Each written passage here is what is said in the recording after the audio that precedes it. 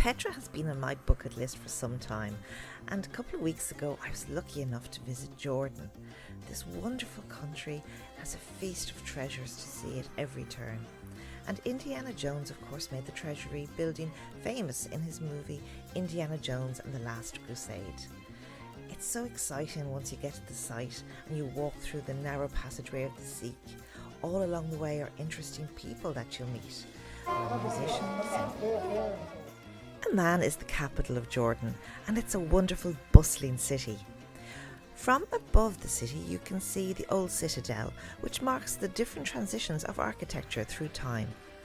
Not too far away is Jerash, and it's described as the Pompeii of the East. It's a fabulous example of a Roman city.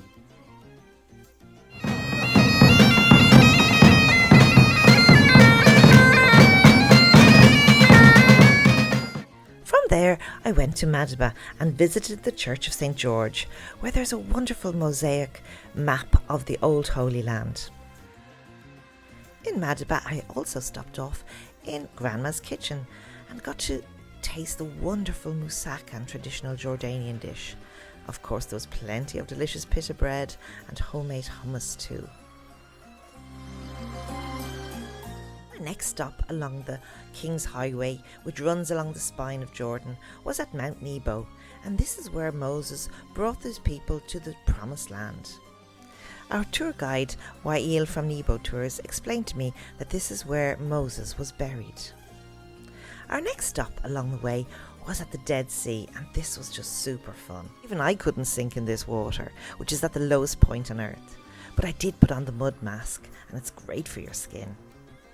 I was lucky enough to be staying at the Kempinski Ishtar, which is a luxury 5-star hotel with gorgeous amenities and infinity pools. One of the best sunsets in Jordan. Stop off the Dana Biosphere Reserve. It's also great for hiking too. But my personal favourite was the Wadi Rum. This desert is the setting for so many marvellous films such as The Martian and Lawrence of Arabia. And I felt like I was on the set myself when I enjoyed a picnic. And I also got to enjoy a camel ride too. This place is wonderful for the soul. On many occasions I had to just stop and breathe in the atmosphere. Another highlight for me was staying in a Bedouin tent, but of course with all the luxuries of an ensuite bathroom. At Saraya Rum, the evenings are even more special. We dined from a zarb, which is a traditional form of cooking underneath the earth. And a bonfire was lit.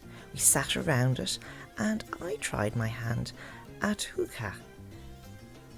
It was a bit difficult at first to get it working, but it was good fun. And of course the stars were just sparkling above our heads. Breakfast was a cornucopia of delights in this Aladdin's cave, and we didn't really want to leave, but Aqaba was our next stop. The Kempinski Hotel in Aqaba is one of the best on the Red Sea. With 5 stars, it has snorkeling straight up from the beach and again wonderful pools. You may not associate golf with Jordan, but Alia Resort is sure to change your mind about that. I nearly didn't want to go home, but my flight on Turkish Airlines beckoned, and with a gorgeous stop off in Istanbul at the business class lounge, it really wasn't a hardship at all.